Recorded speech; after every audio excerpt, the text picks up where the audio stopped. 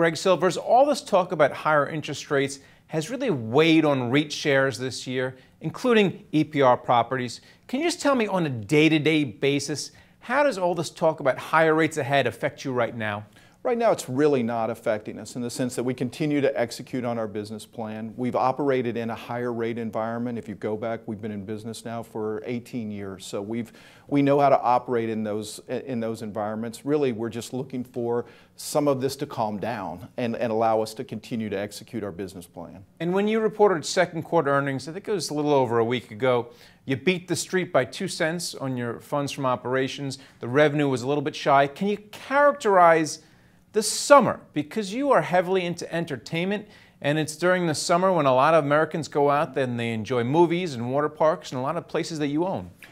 Yes, it's actually been a great summer. If you look at our primary asset class being movie theaters, box office up over 8%. We're headed toward a record year, over $11 billion in box office revenues. It's really been phenomenal. We finally got to the heat of summer. Our water park business is really beginning to flourish. So it's been a very, very positive summer for EPR in terms of our underlying tenant performance. And has lower gas helped you? Because we're not seeing it at the retailers, we're really not seeing it at the restaurants. So I'll assume we're seeing it for people traveling to water parks? Well, across all of we are clearly a consumer discretionary spending. That's what we're at. And entertainment is still a major focus for a lot of people. And having to have an experiential type of experience in the sense that the internet can't give that to you, whereas going to see a movie, going to a water park, experiencing some of these things really is appealing to the populace. Well, it's nice for kids to put down their phones every now and then. Absolutely. All right, speaking of kids, you are also heavily investing in charter schools. I think last quarter you said you put $102 million into building charter schools. Can you talk about your plans for this particular sector and how it's going to pay off? Yeah, I think our education platform is a really, really exciting platform for EPR right now.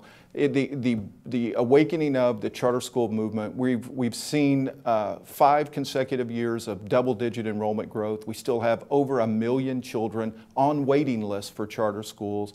And we're seeing charter schools start by 500 new charter schools a year. So it really is a great opportunity for us, but it also it's part of the social infrastructure of who we are as a country. We think it's a great investment. We think it is a great risk-adjusted return given that these are publicly funded schools, meaning the state is the payer for these. So when you look at a risk-reward opportunity, we think it's very attractive for investors. And then finally, let's talk a little bit more about yield. The yield on your stock, I think it's 6.5% right now. I think it's up about 6% from last year. What are your plans for your dividend? Well, if you look over historically, we've averaged about a 7% growth in our dividend over the last 5 years. We continue to grow that at the rate that we're growing our FFO. We think it's very positive as we go forward.